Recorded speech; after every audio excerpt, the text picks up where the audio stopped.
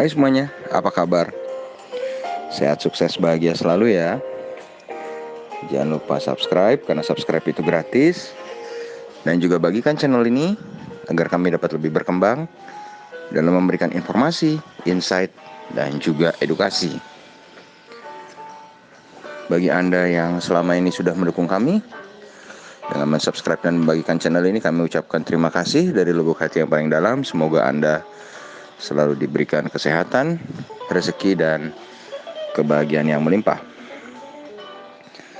Hari ini IHSG ditutup melemah 0,42% atau 22,364 poin ke 5.272,810.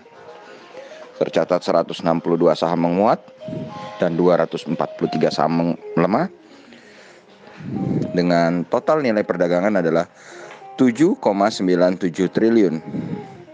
Jumlah ini menurun drastis ketimbang kemarin yang hampir 11 triliun. Hari ini investor asing mencatatkan jual bersih sebesar 324,2 miliar rupiah.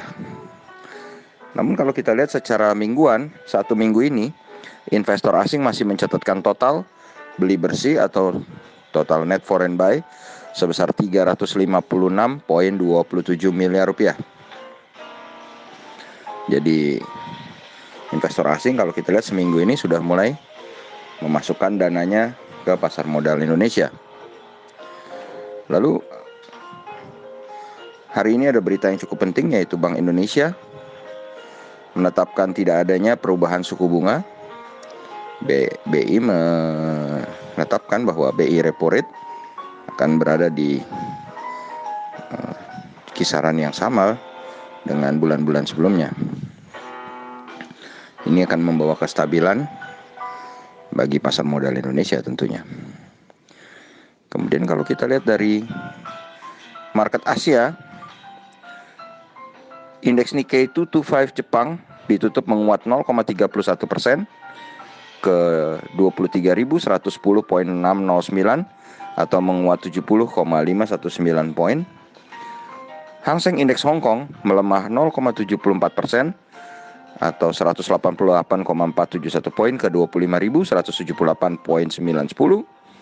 Kemudian Shanghai Composite Index China melemah 42,960 poin atau 1,24% ke 3.408,130.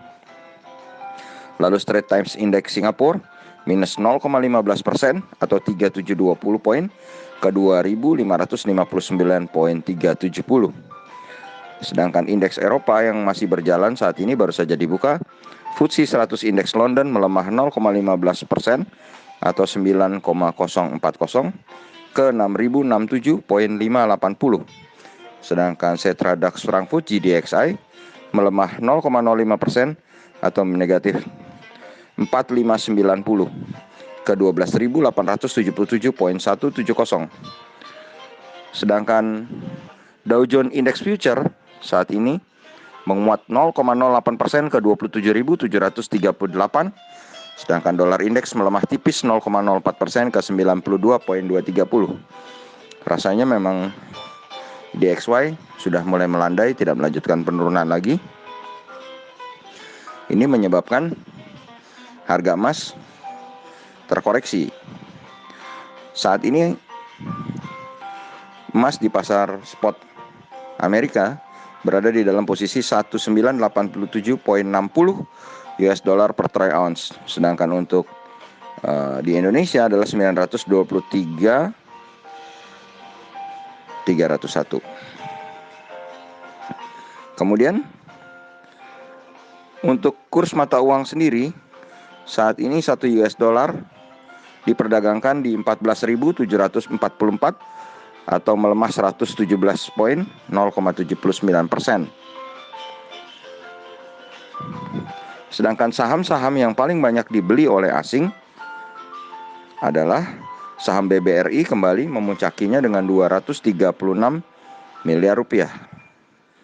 Ini membuat, kalau kita perhatikan, saham BBRI sejak 1 minggu ini telah mencatat beli bersih sebesar 1,05 triliun.